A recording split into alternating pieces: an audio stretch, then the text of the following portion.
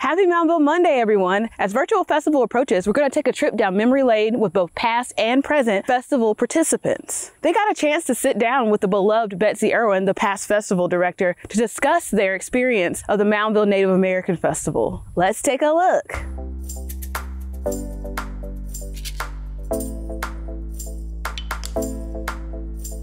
When you enter the park, to know that this history took place here and that it's still here, it's really touching.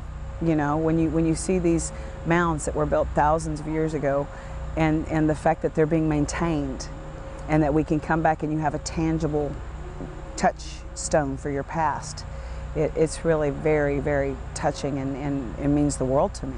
Let's talk a little bit about the cultural tradition you present at Moundville. Storytelling, you do storytelling, but then you also do stomp dance. So let's start with the storytelling and how you came about to be here now. I was obsessed with stories from the time I was a child. And I collected children's literature when I got older. When I was, a teenager up through my 20s, I was really obsessed with storybooks. And so I was already into storytelling and very interested in it, and as my mother began to share more of her history with us about being Native, then I started going, oh, well, there's a whole nother vein, and it pertains to me. It's actually part of my life. So I started studying and talking to other Native people and going and listening to, asking everybody I could find about, hey, what do you know about this? Or whether it's a tribal story about how we became, or whether it's how rabbit got its tail, or our migration tale, all of that stuff. I just started listening, and then I became a storyteller, and got lucky enough to work here at Moundville, because I really do feel like I'm lucky. And then the other thing is, the second part of our culture that I'm actively participating in is stomp dance.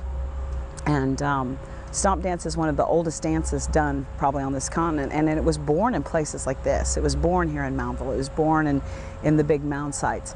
And it's always man, woman, and the men chant and the women shake shells or cans, and we keep the beat because everything has to balance. You have your role.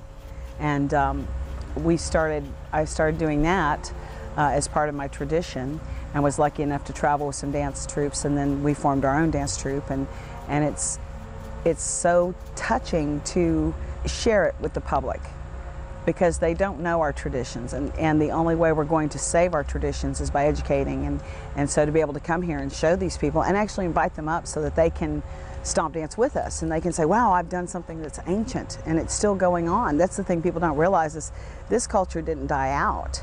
It changed. It's not exactly the same, but it's spread, and we're still singing the same songs. My favorite festival memory is the first year I came here and danced. We did our demonstrations throughout the day, and it went really well, and we all had a great time. And one of the nights we were here, they said, hey, let's have a stomp dance in the park at night, like they would have been doing when this began. So we came out, and the men started the fire. And our first dance, as the men began to sing and we started going around the fire counterclockwise, this fog came out of the woods here, and it just rolled across the ground until it swallowed up all the mounds. The mounds looked like islands, and it literally came around our feet, and you're dancing in this swirling gray mist and smoke, and it was one of the most magical.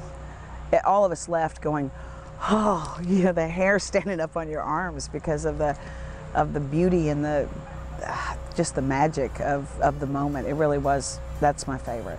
Thank you for watching, and as always, like and subscribe. For more information about Virtual Festival, please go here.